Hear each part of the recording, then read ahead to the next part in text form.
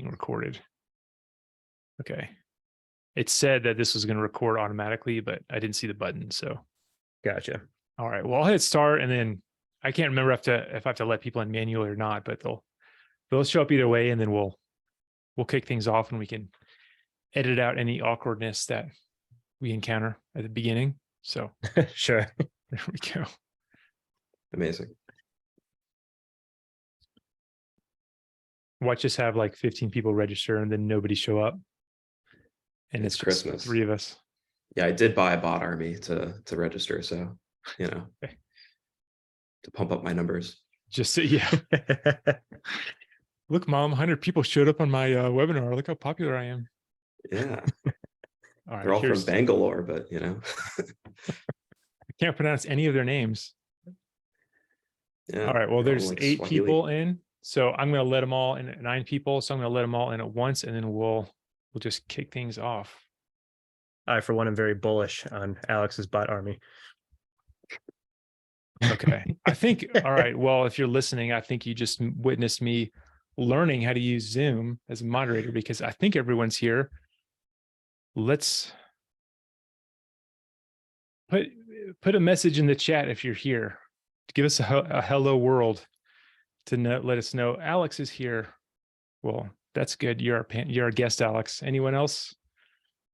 Hello world. All right, 1 second. All right, Steve, Dave, Scott, thank you guys. Appreciate you validating us. We made some changes in Zoom and we're learning the ropes. So just want to make sure people are actually here before we get started. So glad to see you all here. We've got Steve, Scott, Sarah, Rosa, Greg, Gabe, Dave, Chris, Michael, a lot of new faces, a lot of familiar faces. Thank you guys for being here. I'm John Ruggi. I'm here with my co-host, Drew Thompson, and welcome to our latest interview in AMA. So look, we had a great time talking with Gabe Higgins a couple of weeks ago. We were talking about the state of Bitcoin in 2022, where things were headed next year. And today we're going to continue that thread by talking to Alex Lewin. He's going to join us and talk about how Bitcoin fits into the Web3 universe. So Alex is one of our Lightning developers at BlockSpaces. And on top of that, he's super knowledgeable and passionate about the Bitcoin space. So he's even a regular speaker and presenter on the topic, and he's got a lot to teach us about how Bitcoin is different from other cryptocurrencies. And we're going to talk about how and why Bitcoin was designed, what role Bitcoin plays in Web3, lots to cover. So Alex, I know I didn't really do your intro justice. So maybe can you just tell us a little bit more about yourself and how you got into Bitcoin and blockchain in the first place? I think you did just fine, John. Yep. As John mentioned, my name's Alex. Currently, I'm a Lightning developer at BlockSpaces. I first got into blockchain generally like around 2.5 years ago at a company called NCR. And I was a part of their innovation lab and got exposed to a lot of different technologies. And maybe about a year into that job, I found Bitcoin, and I started being exposed to Bitcoin Lightning specifically, and kind of got addicted. And for the past maybe 18 months, I've been exclusively writing code for Bitcoin.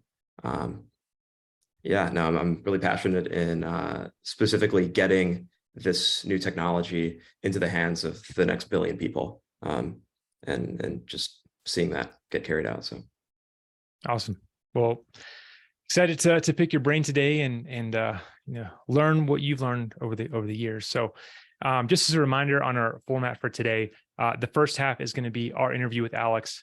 And as usual, about halfway through, maybe 30 to 40 minutes in, we're going to open things up for questions. So if you're new here, just know that our goal with these sessions is to make it easier for you to get started with blockchain and Web3, or if you're already working in this space, just to help you be more successful. So if there's something that we could have explained better, if there's something you'd like us to go deeper on, maybe something you'd like another perspective on, please share those questions. All you have to do is hit Q&A.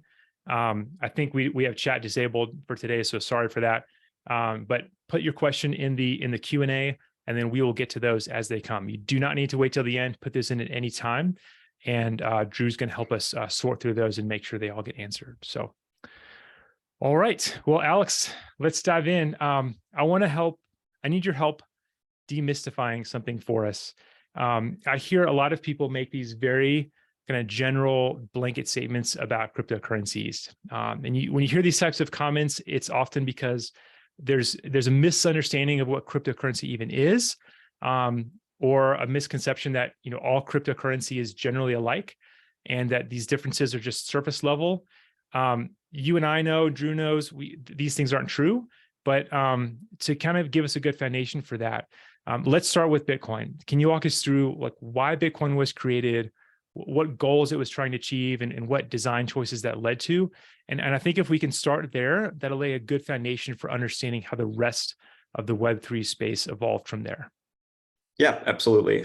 So Bitcoin was first born in 2008 when an anonymous person going by the pseudonym of Satoshi Nakamoto releases a white paper. Really, it's a blog post, but he wrote a paper describing, as he put it, a solution to digital cash, a solution to digital money. That's how he presented it. He didn't mention the word blockchain or anything like that in the first post. He presented a solution to digital money.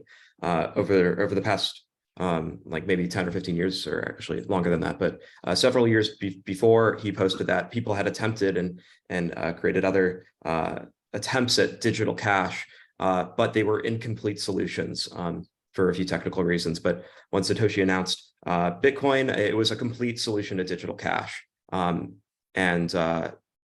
it was foreseeable that it would be usable globally. So that happened in 2008, and Bitcoin launched in early 2009, and it caught a lot of attention over the next few years, but really the Web3 movement hadn't really started yet. It wasn't until around 2015 when Ethereum launches that the Web3 movement spawns. And the reason why it explodes is because with Ethereum, they had this powerhouse feature that wasn't in Bitcoin. And that powerhouse feature was what's called an abstract smart contracting language. What that basically means is that you can apply the core principles of Bitcoin that make it good money. You can apply the core like decentralization principles to any abstract use case. So you, as a developer, then you can release applications that benefit, that have quote unquote all the benefits of Bitcoin, but you can apply to many different use cases. And this causes this like Cambrian explosion of innovation, and you see Web3 and blockchain being applied to a myriad of use cases. And back to your original question, like what makes Bitcoin different? Bitcoin focuses on only one use case, and that's being the best money in the world. That's it. That's Bitcoin's value proposition. It's being the best money in the world. All of the other Web3 use cases, while very exciting, Bitcoin doesn't care about those. And it's Bitcoin's view is that if it does the money thing really, really well, better than everybody else, then a lot of the other problems in the world that that Web3 is solving may solve themselves. So does that kind of paint the picture? Yeah, I think just to recap, you made a really important point there. You said Bitcoin was designed for a very specific and single use case, which was the best form of money, if I'm capturing what you said correctly. Whereas Ethereum, and then maybe we can talk about other cryptocurrencies that came later, but Ethereum was designed for more of a kind of a general purpose foundation that could be used for all sorts of different things, but there wasn't like a specific use case in mind. So am I capturing that right? Because I want to make sure everyone understands that really important distinction before we move on. Yeah, absolutely. You are capturing that. And where this conversation might go is that Bitcoin has a lot of, it's very, it's fitted for one use case. It's fitted to be money, and it's not that useful for many other things. And the like analysis after all of these things exist, like now in a world where we have all these different types of use cases for blockchain, the question is, why do you still need to use Bitcoin when you can do the kind of money thing on this app? If it's abstract, you can do more things. You can also do money. Like, why do you still need the thing that's only money? And the reason is that as you add more use cases, as you add more features and more usability, there's always a trade-off. It's like there's always a trade-off. When you add more features, you're giving something else up. And Bitcoin doesn't give up anything to compromise it from its mission, which is being money. Yeah, So, well, walk us through that a little bit more, because there's some design choices that were made around Bitcoin that are quite different from what you see in other cryptocurrencies. Some see those design choices maybe as like bugs or shortcomings, but I'm hoping you can unpack for us why some of those are actually like features and were there intentionally for a specific purpose. yeah, sure thing. So at a high level, there's like 99% of the same DNA across Bitcoin and all the other blockchains. That's honestly not what, unless you get like really deep, it's not super obvious what's different about them. However, they have different characteristics that are definitely observable. Bitcoin is often characterized as being slow, patient, and uncompromising. I've seen like the Web3 world, people call Bitcoin like their pet rock. Oh, it's the same thing that's always been. That's not completely true, but it definitely, while compared to the other projects, Bitcoin is incredibly slow. But on the other side of the fence, you have the quote unquote Web3 world. Also, for the purposes of this conversation, I realize that most people put Bitcoin under the Web3 umbrella, but I'm going to be talking about them as if they're separate. Yeah. So that's semantics. But on the Web3 side, their goal is to achieve the future of the decentralized internet as fast as possible.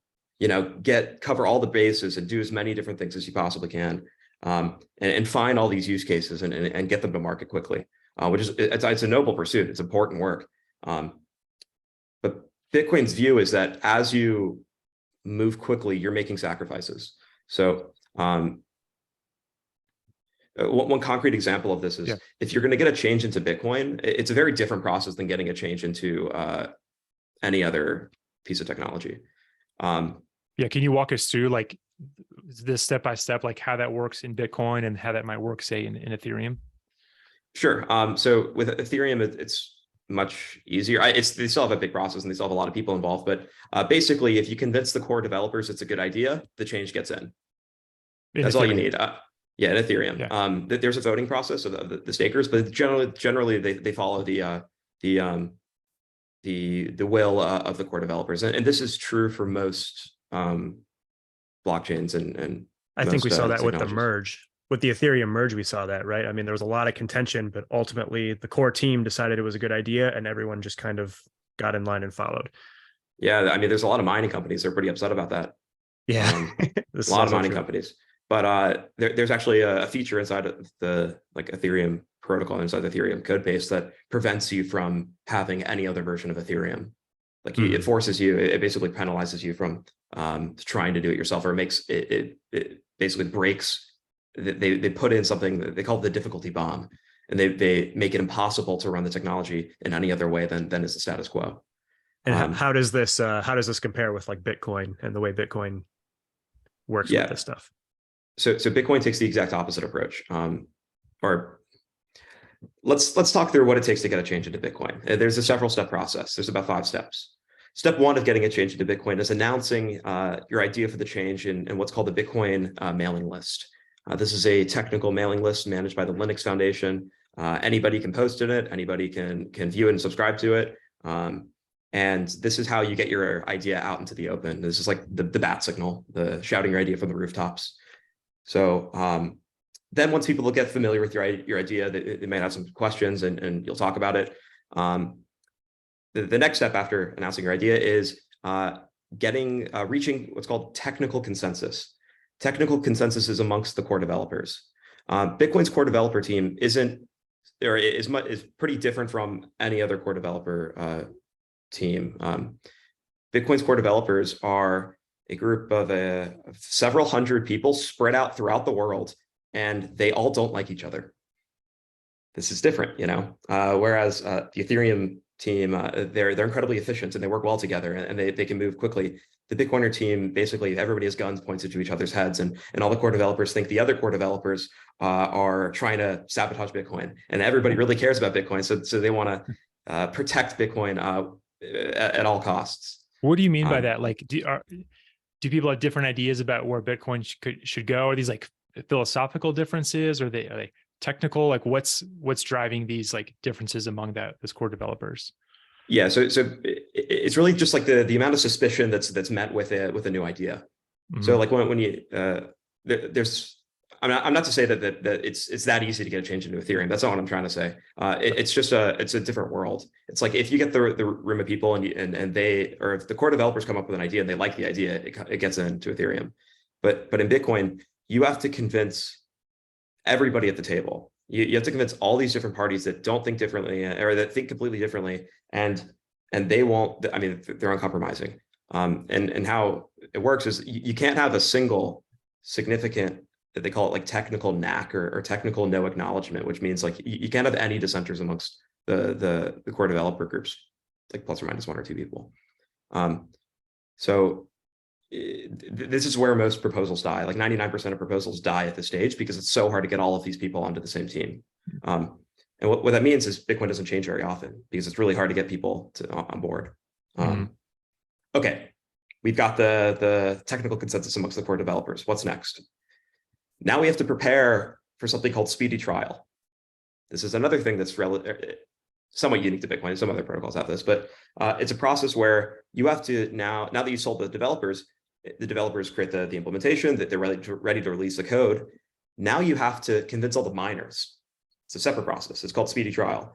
You basically put the core developers prepare a release of the software, and then they set an activation date, and it's usually about 3 months in the future. And now there's a 3-month voting period of where the miners have to vote a change into Bitcoin. And over the course of the 3 months, you have to achieve 95% consensus amongst the miners. And is this like anyone who's mining, or is there a certain threshold that you have to exceed? Yeah, so like similar in like proof of stake environments, the amount of money that you have is represents the number of votes you have. In Bitcoin world and proof of work world, your hash power, the amount of numbers you're crunching, is your proportional vote. So you have to convince 95% of the hash power that your idea is good. Okay, cool. And okay, so that's speedy trial. It's a fail fast system. If you don't get 95% in 3 months, the proposal dies. Okay, let's say that you convince the core developers, you bribe the miners. What's next? Okay, well, there's one last fail safe, and that's called the user activated soft fork. Big word, UASF. This is where let's say that you bribe the core developers, you bribe the miners. Now the users have one last line of defense, and that's when the users of the software distribute a build of the software that doesn't have the change in. They basically reject the change. If they see blocks coming in with that change, they reject those blocks and they fork off and they make their own Bitcoin. This is not possible in other protocols that have like difficulty bombs. So even if you convince everybody that's supposed to be managing Bitcoin, you still have the users have the option to fork off and continue using Bitcoin with the rules that they like. And so this is where things like Bitcoin Cash and Bitcoin SV come from, or is there a different dynamic? Yeah, you got it. Those? Sure. You got it. So back in 2017, like this whole process, might sound kind of cartoonish, far-fetched that like it's going to get this far. But in 2017, with the Bcash folks and the big blockers, we got pretty close to this happening. Back in 2017, there was something called the block size wars, where a group of the biggest companies of Bitcoin, basically like most of the big companies of Bitcoin, the leaders got together and they had a change to Bitcoin that they wanted to make. They weren't nefarious, but they thought it would improve the experience for their users.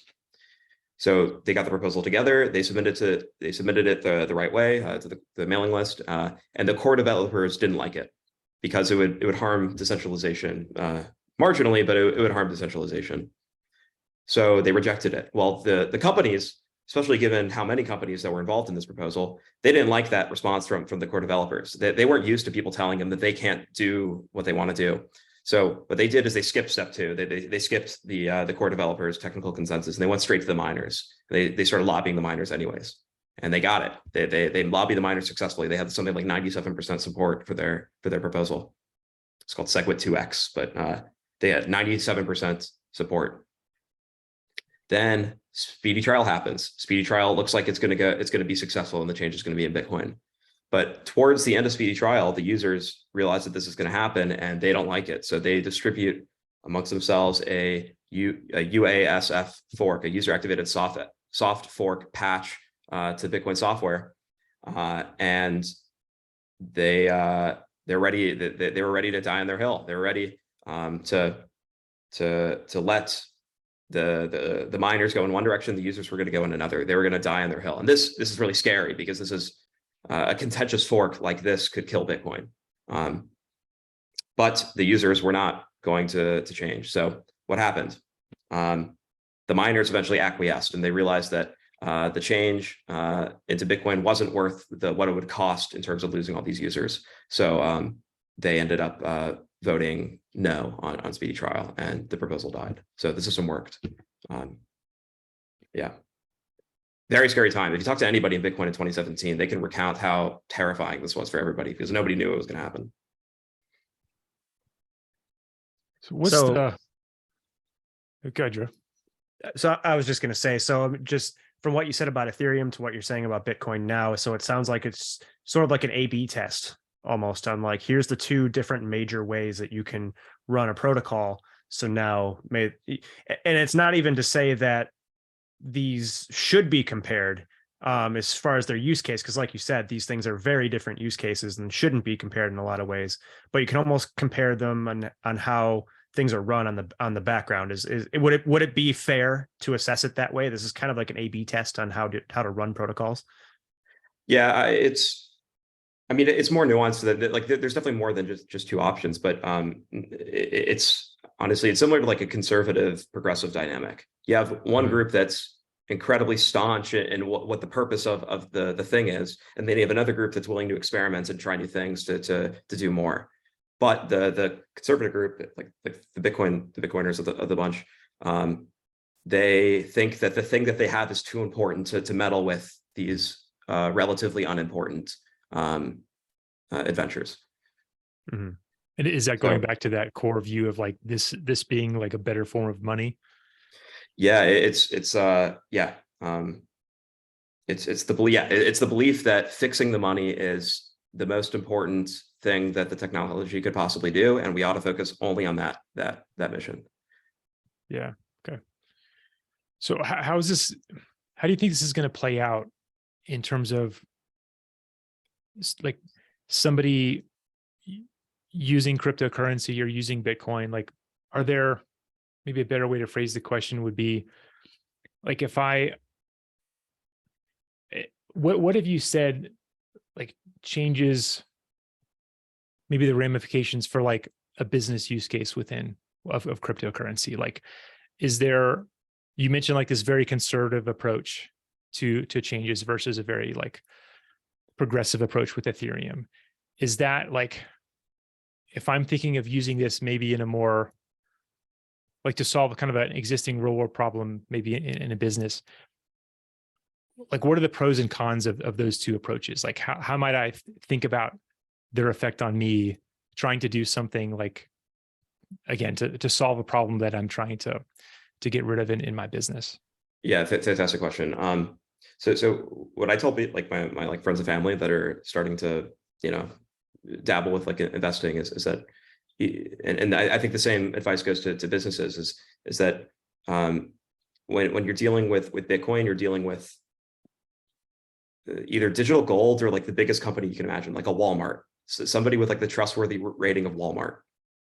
When you're dealing with anything else, you're angel investing. You're dealing with startups. The upside might be incredible. I mean, from an investing perspective, but also from a business perspective, it might do everything that you need it to do and solve all of your problems, be the silver bullet that you were looking for all along. But there is inherent risk associated with it. When you're dealing with Bitcoin, it's like the only one that isn't gonna implode on you. Okay, I mean that might be too harsh to everything else, but that's kind of the distinction how I think about it. It's like when you're dealing with Bitcoin, you're dealing with something that's established, not just because of like the amount of time, but the nature of the beast is that it's conservative and unchanging. So if Bitcoin solves a problem, it's going to continue solving that problem forever. if you have a solution to another problem, something that's younger, newer, or that's willing to change more quickly, then you don't have the same level of confidence, maybe. Right. Okay. So let's play this out a little further then. So Bitcoin is designed to be a better form of money. There's use cases that like fit into that. There's also uses for blockchain. Maybe they don't have so much to do with a form of money or payments. Some of them might, but there's plenty of others that don't. So how should I think about Bitcoin then? Should I think about Bitcoin as should I be waiting for Bitcoin to evolve to where I can solve other things besides that and like solutions built on top of that? Or should I understand that maybe there's going to be limitations there and those will always exist. And there's other pieces within the Web3 universe I need to understand and maybe explore, because Bitcoin can't do everything and maybe it won't do everything. Yeah, you're hitting on a really important point. I always make people mad when I talk about this, but I suggest that if you're trying to do things like digital real estate or supply chain management or whatever, insert X use case for blockchain that's not payments, you ought to be doing them somewhere other than Bitcoin. Because Bitcoin doesn't do that. It's not going to do that. It doesn't want to do that. And it's a lie to say that it's going to eventually do it better than everything else.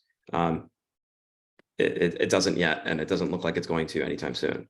So if you're if you really care about those extra use cases, then you should not use Bitcoin. However, the Bitcoin review is that a lot of the use cases that you see being explored in the Web3 world probably don't need a blockchain. It's like you probably could do them in a like Web2 world so more it's kind successfully. of like a contrived use of Web3, you're saying? Like, is there an example that comes to mind? Yeah. Okay. So I was talking to somebody recently, and they were doing like a music startup, and their thing was like music with NFTs. They're like, oh, we can get like more royalties for the artists. It's like, okay, let's think that through. It's like, well, what would you have to build to make the system happen? Well, you have to build you have to first package your songs inside of NFTs instead of tokens, and then you have to make a system where people can maybe like stream the songs through those tokens. Anyway, the details kind of don't matter, but the point is like you're basically recreating Spotify, just with a better business model. You have to rebuild a lot of the infrastructure just to get to like a point of parity with something that already exists. Is that what you're saying? Like the problems, like the value out of blockchain isn't the problem that you're trying to solve. The value out of blockchain is that it's incorruptible and unconfiscatable. That's it. Like it doesn't do anything else that's that special. It's like, yeah, I mean, the music industry is really broken in a lot of ways. But I'm inclined to agree with you that perhaps NFTs, the problems of the music industry stem from a lot from like getting anything out of your labels, like pulling teeth. A blockchain, I don't know if that's the right solution for that. Yeah. Like blockchains are basically fancy databases, databases right. with more features. And you can do some cool things, but ultimately your bottlenecks in the process, the things that the gripes in the existing industry are not the things that blockchain solves. Okay, another really good example that I hear a lot is Ticketmaster. It's like, how can we fix Ticketmaster with NFTs? It's like, okay, like a good idea. It's ticketing is a legitimate use case for NFTs. You can own this token that represents your ticket. Fantastic. Well, what are the problems with Ticketmaster? The problems with Ticketmaster are not that Ticketmaster is stealing your tickets from you. The problem with Ticketmaster is that their servers are going down and their throughput isn't good enough, and that they've monopolized the industry. Blockchain doesn't solve those things. You're still going to have to create a better Ticketmaster in order to beat Ticketmaster with blockchain. So, I mean, okay. Also, I don't like to just like necessarily, even though I'm doing it a lot right now. I don't love just like bashing what other people are working on. It's like, if people can solve it, I'd love to be proven wrong. But well, so one question I had that dovetails with it, this Taro protocol on Bitcoin, allowing for all of these non Bitcoin assets to be used on Bitcoin. What's your take there? Because it seems like it has an aim or could be used to bring some of these non-money use cases onto Bitcoin, but those wouldn't necessarily be smart contracts in the way that Ethereum has them, right? So what's your take? What's your take there on where that fits in? Yeah, so for those anybody that hasn't heard of Taro is a new protocol that was released by a company called Lightning Labs, who contributes to Bitcoin Lightning, like the scaling solution on top of Bitcoin. And their proposal allows you to create what's called arbitrary assets on top of Bitcoin. And these assets can be like a foreign currency, a stable coin, or even like NFTs, like tickets or baseball cards or whatever. I think it's too early to tell. They Fair enough. have released some code. It has not launched in the mainnet. I don't know. I think some people are being overly optimistic. That's fair. Yeah, maybe Totally it'll fair. work. I think at least the stablecoins are going to be very interesting. We'll see about everything else. Yeah. But I think kind of going back to some of the comparisons you were making earlier, those changes don't necessarily affect the core of Bitcoin. They're built in such a way that it's on top of or kind of separate from those like the Bitcoin blockchain itself. And Yep. like, can you make sure like we're getting that detail right? Because I think some of the other changes that happen with, like within Ethereum and other chains, like they cut a little bit deeper when they're implemented, but with Bitcoin and Lightning specifically, these are not necessarily affecting some of that core foundation. Is that the right way to look at it, Alex? Yeah, fantastic point. So Bitcoin's architecture, Bitcoin is designed so that the fundamental rules about what makes it valuable doesn't get touched when you add more features. So if you want to add a feature on Bitcoin, instead of changing Bitcoin to allow you to do that new thing, a better strategy, a more realistic strategy, is to find a way to do it with the existing Bitcoin. Like find a way to make your feature okay. Let's say that you want to scale Bitcoin. You want to you want to increase Bitcoin's transaction throughput, and you want to lower the fees and decrease settlement time. Big issue for payments. Yeah. Well, actually, the story that I was telling about the big block wars, or the block size wars, is the companies were trying to implement a scaling solution onto Bitcoin that would change the fundamental rules of Bitcoin, but that didn't win. The solution that's won out over time is called the Lightning Network. We've mentioned it a couple of times, and the Lightning Network takes Bitcoin as it is and builds this separate layer on top of Bitcoin that allows you to scale to like a global payments network. So yeah, great point, John. Bitcoin, while other things while other things, when they want to add features, they'll change the core technology. Bitcoin chooses to, it's called like ossify. They ossify the base layer. They like turn it to stone, and then they just build palaces upon this bedrock. Do you think that there's a risk of this like conservative approach in Bitcoin getting eroded over time? Like,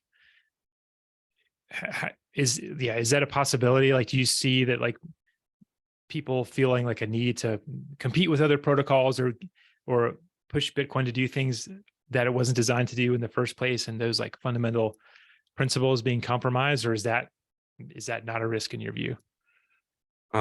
It's always a risk, definitely. Any system that's managed by people can be corrupted by those people. However, Bitcoin so far has proven it has the most fail-safes out of any organization or out of any different technology. And what that means is, so long as there's like one voice left that still cares about that doesn't want to change to go through and doesn't want the innovation to happen, then they have the ability to pull the emergency stop. Like it's set up with all these fail-safes. It's like you have to get everybody to agree. So while you can't design a perfect system that has people involved, it is orders of magnitude safer than anything else. So if anything is going to retain the essence of decentralization, it's Bitcoin. Yeah. Okay. Almost like you have, at least in the US, you have our Supreme Court, and the executive and legislative branches can go crazy, but there's kind of that fail safe theory, at least, of like holding those things back to the Constitution, or holding those decisions back to the Constitution. So Yeah, definitely a lot of similarities. Yeah. Yeah, Alex, you mentioned earlier that, Bitcoin is like a perfect money, or as close to it as we can muster, right? So I can picture someone who's either unfamiliar with Bitcoin or skeptical of Bitcoin kind of raising an eyebrow at that claim, right? So I want to kind of go back, if you don't mind, to like, okay, so Bitcoin is designed to be a good money. What's a bad money? Can we juxtapose that? Can we kind of create like an A/B of what we're talking about? Yeah. So great question. It might be helpful to start to like define like what is a money, like at its base, like just quickly.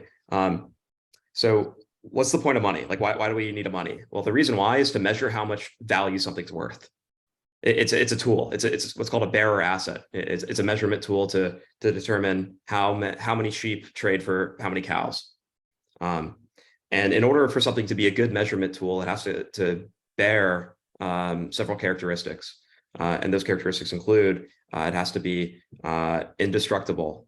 Like if your money's going to erode over time, then like it's not a good money. It has to be divisible. If you have to organize your sheep in units of like 30 to match the value of the money, then it's not very useful. Your money should be fungible. It doesn't really make sense to fungible or homogeneous. An example of something that isn't fungible or homogeneous is like diamonds. We can't really use diamonds as our currency because each diamond has like a different shape and a cut and clarity, and that means that they're worth different amounts. And if you're trying to use diamonds to measure something else, and the diamond is the unit of measurement, it doesn't make sense. Like so each one unit has to be equal to every one unit. So yeah, money has a lot of these characteristics, or a good money always has these characteristics. And the best money that we've had in human history has been gold. For 11,000 years, we've been using gold as the best money because it's had these characteristics, and it's been a really good measurement tool. Oh, scarce is another important one. Your money has to be scarce. If it's apples and you could just grow an apple tree, it's not very good money. So yeah, gold's always been the winner. But in the recent world, now we have globalization and the internet. And gold isn't very good for globalization because there's a logistical component to moving money around. So it's not a very good money anymore for that reason. And then also the internet. Now that we have e-commerce, gold stops being so amazing. Mm-hmm.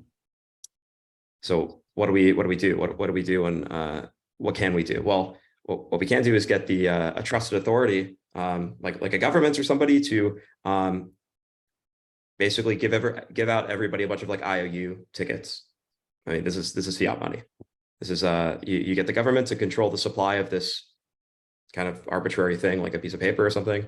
The problem with that is if you don't trust your government, they can inflate your currency. And if you look at like Venezuelan bolivars in 2018, it costs like a wheelbarrow full of cash to buy a chicken.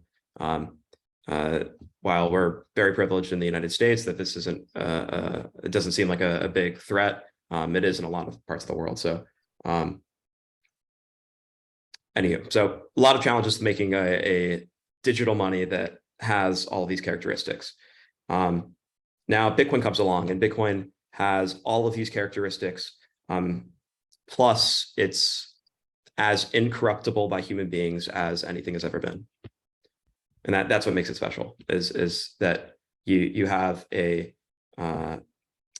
scarce asset that's divisible, measurable, durable, fungible, and incorruptible by human beings. And that's why it's so special, is it's incorruptible by human beings. You can't print more, you can't steal it. If you're a big country that wants to seize the assets of another country, there's nothing you can do to steal somebody else's Bitcoin. That's why it's so special. I think, Drew, where you're going with your question is a lot of people say, well, Bitcoin's a terrible money because it's volatile. Is that where you're going? Part of it. Yeah. So volatility, huge issue. Yeah. If anybody tells you the volatility isn't an issue, then I mean, they're wrong. The Bitcoin, okay, there's a few different ways of the people in Bitcoin kind of explain this away. One thing is that as anything moves up the adoption curve, it's going to be volatile. It's inevitable. It's inevitable that anything that starts being used by a lot of people and starts growing is going to be volatile. So this is good, you know, this is to be as expected. And the expectation is once we start topping out at the adoption curve and everybody in the world that's going to be using Bitcoin is using Bitcoin, then the volatility issue will in sort solve itself. That's not good enough for a lot of people though. Well, you see that with, like, to your point, you see that in equities a lot, right? Like a company goes public, and especially if it's like a tech stock with like high expectations of growth, it's very, very difficult to value that company because it's all based on like future projections. Yeah. And there's like very little, there's a lot of noise, but not like a lot of clean signal about like how to value this thing. There's not a Walmart that's been in business for decades, and you can kind of look at all this historical data. So you see this, chart goes like this, up and down, and then over time it kind of levels off. Maybe it's not a perfect explanation, but yeah, that's exactly what's going on. I mean, that's precisely the same phenomenon, or at least my belief is that just as when a ton of new people are buying and selling something for the first time, it becomes much harder to price than when you have a relatively reliable supply and demand. So Bitcoin fixes the supply, there's no more Bitcoin after. It's like there's a curve of the supply of Bitcoin. So like Bitcoin, there's already like 95% of the amount of Bitcoin that will ever exist in the world. So like 21 million is the cap. There's only going to ever be 21 million Bitcoin. You can't print more. So the supply sticks, we don't have people messing with the supply, but the other half of the price equation is demand. And that's something we can't control exactly. But what we do know is that the demand is changing rapidly every day. And the expectation is that as more of the world hops online, the demand for the asset will, the volatility of the demand will go down. Yeah, I mean, that's a good point, especially with the supply side piece. I mean, the higher, this is true of anything, like the higher the market cap gets of anything, the more extreme swings it's going to take to get the price to move. So over time, if adoption becomes really widespread, you're going to really see that start to level out. Absolutely. Yeah.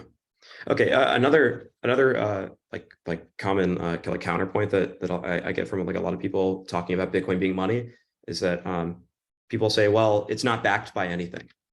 I mean, I'm sure you guys have heard this talking to people. It's like, well, how can you trust it if it's not backed by something?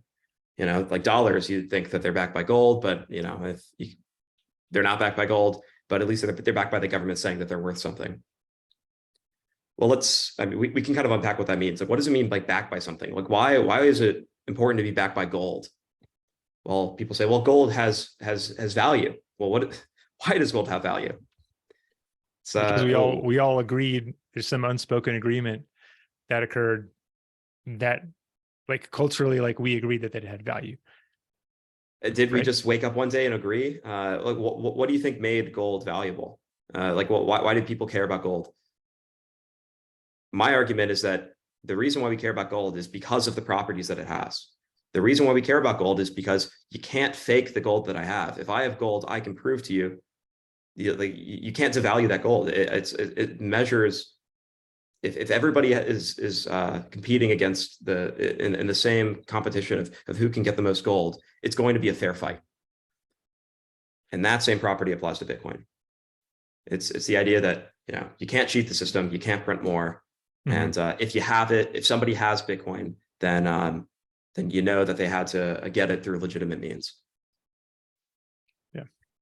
Yeah, and there's that Austrian school kind of philosophy too, as well, of like the qualities of money. The whole Mises thing, right? Like being divisible and having like some kind of intrinsic value outside. And the argument there too, if you follow that school of thought, is along the lines of, well, it's a payment system, the wallet, and the transfer mechanism all at once, and that's the intrinsic value. It's a tool. It's a useful tool for measuring and transmitting value. Right. That's the value add.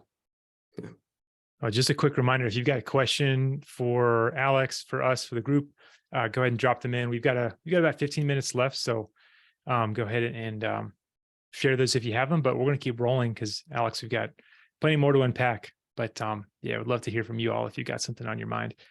Um, so so Alex, like, let's bring that back to the Web3 universe. So you've given us a really good breakdown of like why Bitcoin is different and some of these fundamental characteristics and how it represents this this kind of Platonic ideal of what good money is. And what do you see other? Well, let me phrase this question in two parts. Are there other cryptocurrencies that are also attempting to be a form of money as like their primary use case? And the other half of the question is like, do you see that changing? Like, do you see other cryptocurrencies like coming into existence that kind of compete as a standard for money? How do you think that's going to play out? Yeah, so there definitely are other technologies that say that they're trying to do the money use case. I mean, every single, like, one of the like foundations of what makes like blockchain is that you have a token. It's like you have to have like some instrument to transmit value on that chain. However, everything that is in Bitcoin has made sacrifices to do other things that hurt its ability to be a money. Yeah, there is no number two. I think that's like a microcellular thing. It's like there is no number two to Bitcoin. So there's other people attempting to, but there is if you're looking for what's going to be the digital gold of the future, yeah, there is no number two. This actually dovetails really well with a question that we just got in the Q&A from an anonymous attendee. Alex, do you see any crossover between Bitcoin and other Web3 technologies? Okay, great question. I don't, maybe not crossover exactly, but I definitely see other Web3 technologies using Bitcoin for what it's good at. Maybe not the other way around, but definitely that there are many Web3 technologies that are using Bitcoin as to be the digital gold of their platform. So yeah, yes and no. You're not going to see like Bitcoin embracing any other Web3 technologies, but however, I mean, there's other Web3 things in Web3, like I mean, like Stacks is probably the biggest example of a protocol that uses Bitcoin to accomplish other things on a different protocol. Can you elaborate on Stacks a little bit for anyone who's not familiar? Yeah, I'm not super familiar with their platform, but the idea is that you take some Bitcoin, you lock it up into Stacks' platform, and then that's their like proof of stake asset, basically. They have different names for all of this, but you take some Bitcoin, and then that's your like and then the amount of like Bitcoin that you commit to Stacks gets you like the STX token or something like that, and then you can use smart. It gets pretty deep. Like and honestly, yeah. Okay, I went to a Stacks conference once, and I talked to a lot of people, and really smart people at Stacks. But it turns out, like, of all the people that I talked to, there's only a few people in the world that really understand how their protocol works. It's another problem of Web3, but that there's these beautiful, complex protocols, but not that many people know how they work. Not to say that there aren't people that know how it works. Like Manib is the guy who made it, and he's one of the smartest people on the planet. So just to play devil's advocate on that, to what extent do people need to know how the underlying protocol works? Like, you great think question. about, like, SaaS, products built on like internet. You don't need to understand how the underlying technologies work. You have maybe a basic knowledge, but what do people need to know, like, about those protocols? Great question. Users, as like a everyday user, does not have to know how it works. However, you would hope that a company that's supporting your service has experts in the space that really know how it works, so it doesn't mess up for them. Mm-hmm. That's so like for the quote unquote like IT professionals of this industry, it's really important that the professionals that are putting out services that you're trusting with your money have a deep understanding. And you're saying like there's pockets where like that the people who need to know that level of knowledge maybe don't have it. Is that your take? Yeah. It's like for the people making decisions and like whether, okay, like for example, if you're deciding whether or not to trust a technology with your with either your money or your data or whatever, if you, as a business, it's a big decision for a big business, you know, to trust this new thing that doesn't have that big of a track record. Well, how do you make that decision? Well, you try to learn about the ecosystem, you learn about the technology. Well, if nobody knows how the thing works at a super deep level, or very few people, and you can't hire those people because, you know, they're busy working on the protocol, I mean, that's a big problem for adoption. So just like not knowing what you're getting into. Yeah, I mean, it's impossible to evaluate. I mean, a big example is all these VC funds that are going under because they didn't do enough due diligence on FTX. You know, that's what happens when you bet on the wrong horse. You go down, and you know, if we're asking to compare like Bitcoin to something like any other protocol, it's like you really have to, like, we know Bitcoin really well. Like Bitcoin has everything about it's out in the open, and there's thousands of people that know it very deeply. Maybe that's where that like that pet rock analogy you were using earlier, that's almost where you could flip that and make that into a feature, because yeah, you gain the understanding and that takes time, but it's also not going to change on you every week, and you're not having to like, I would assume that time you'd have to commit to keeping track of those changes would be less with Bitcoin, because there is that level of stability there. Absolutely. Absolutely. Two sides of the same coin. It's like you want to move quickly and to progress and innovate. But there's a cost to that. Like in like the web development world, there was like a spout of like 10 years of where there was like a new web framework coming out like every 6 months. So every 6 months you were like rewriting your website, and there's this nightmarish reality of trying to just keep up with what's hot and what's new. I mean, there's a serious cost to innovation, and that's getting everybody to upgrade. But yeah, definitely, if it could be viewed as a feature, could be viewed as a bug. Bitcoiners view it as a feature, but I mean, obviously, there's a lot of virtue in innovation. So yeah, I think we just got. Yeah, go ahead, Drew. I was just going to ask. So, speaking of innovation, just on that topic in general, so like over the next like 5 or so years, like where do you see the Web3, not just Bitcoin specifically, but just the entire Web3 / Bitcoin? Where do you see it all going over the next few years? Oh, well, funny you ask. A good thing I have my crystal ball right here, and I can look at it. Yeah, unfortunately, I mean, nobody knows for sure. I hear a lot of people saying that, you know, they expect a lot of the Web3 protocols to consolidate over time, and people are going to start settling on fewer things, and as more mature ecosystems emerge and develop, then people will stop needing to make a new blockchain for a specific use case. Like they'll be using, eventually, I think that's okay. If there's one answer, it's these application specific blockchains, or like if I'm going to make a music blockchain or a supply chain blockchain, like that's probably going to fall out of vogue. At least I think those are going to fall out of vogue, and people are going to settle on these the more shared, abstract decentralization technologies, and they're going to move everything that they possibly can off the blockchain, and use blockchain. Like I'm definitely like a blockchain minimalist. Blockchains are expensive and they're difficult to use, and you know, that they're not the silver bullet. You know, they solve a serious problem, which is decentralization, but it's they're not the silver bullet. So yeah, definitely. I'm inclined to agree with you. I wanted to get your opinion as someone who's like building in the space. And then Michael actually asked, because he's a developer as well. He says, "Hey, I'm curious if you started working in blockchain tech with Bitcoin development specifically, or if you started with another altcoin and moved to Bitcoin. If so, what was the biggest challenge of making the transition?" Great question. Started with Ethereum development at NCR, working specifically on decentralized identity. And the specific project we were working on was called Hyperledger Indy. And that's Hyperledger is like a relatively like big, well-known project for private blockchain specifically.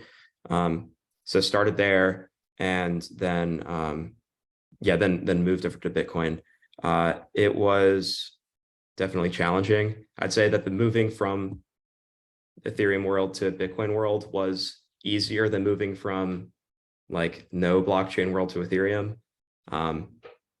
Yeah, okay. One specific really challenging paradigm to get your head around moving from like Ethereum to Bitcoin is that Ethereum uses something called, okay, this is going to get slightly technical, I apologize, but Ethereum uses something called an account-based model. That means when I send you Bitcoin, I send you Ethereum, it's from my account to your account. You know, it's just like it's a number on a database. Like that's how it's represented. With Bitcoin, it doesn't work like that. But with Bitcoin, I'm literally moving a coin from my name to your name, but it's the coins that are tracked. They're called UTXOs.